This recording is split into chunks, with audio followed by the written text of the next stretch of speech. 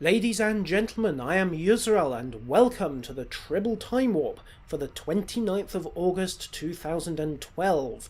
The big change that went in last night was that dismissal rates for duty officers have been significantly reduced.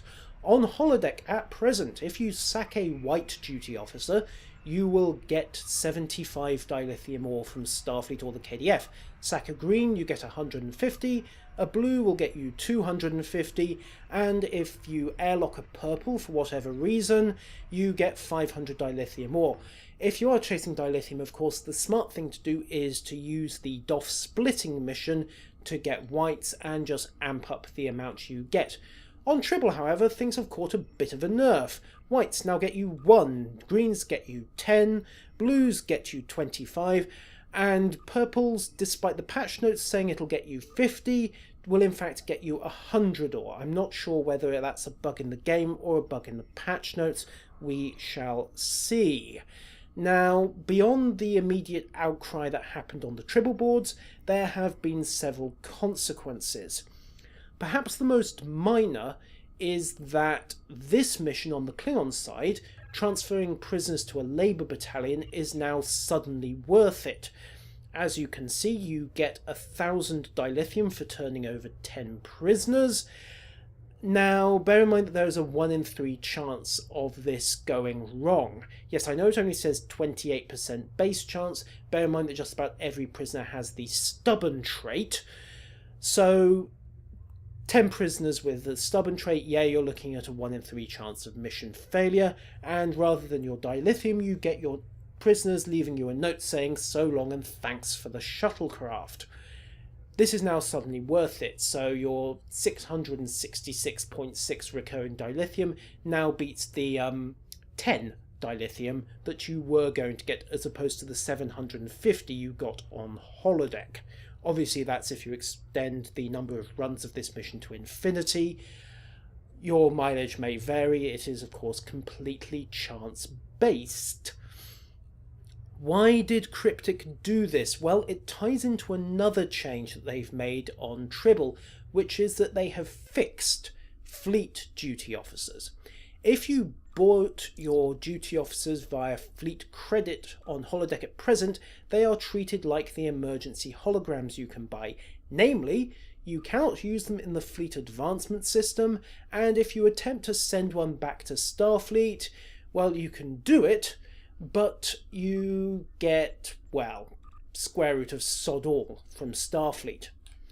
Conversely, if you attempt this on Tribble at the moment, you can use your fleet credit to buy a duty officer, and it now behaves as per the standard duty officers. Namely, you can use them in fleet advancement missions, and if you do decide that you'd rather free up the slot and send one back to the fleet, well, you now get paid for it. Granted, you only get the new rates, so I'm not sure 1 dilithium ore is entirely worth it, but hey, one's better than nothing. I'd say don't spend it all at once, but let's face it, that's a logical impossibility. Now, why have Cryptic done this? Well, as I said, I suspect it comes back to the fleet officers getting their fix. Because, of course, if you can convert fleet credit into dilithium, then it short-circuits a significant chunk of the grind. Bear in mind that prior to this, you have always had to grind dilithium separately to fleet advancement. You couldn't do the two together at all. Fleet missions did not reward dilithium. You had to go off and grind that separately, be it through DOff missions or converting energy creds to dilithium via duty officers, or contraband. Which of those is more efficient obviously depends on the prices you can get on the exchange. If you suddenly have a situation whereby you can turn your fleet marks and your fleet credits and everything else into dilithium, then the question becomes, why run STFs? Why run Empire Defense? Why run Star Cluster Explorations, etc., etc., etc.?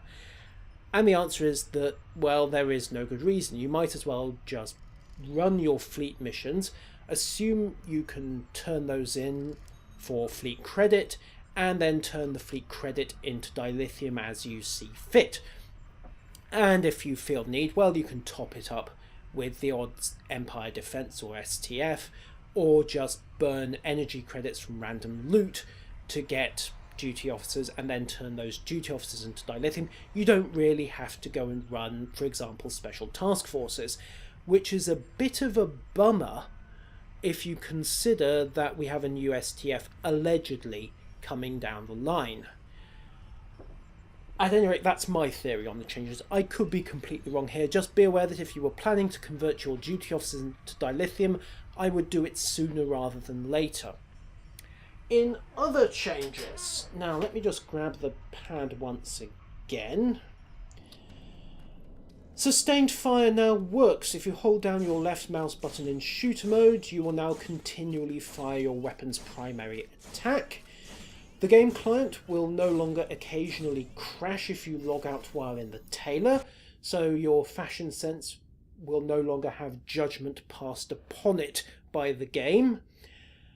The server has generally had its stability improved. I have no idea what they think they've nailed down there, but hopefully it'll mean a few less random disconnects. Replicator food will now perhaps unlock properly when you have certain chefs, and the discharge confirmation text for ships has been updated. And that, ladies and gentlemen, concludes the Tribble Timewarp for the 29th of August.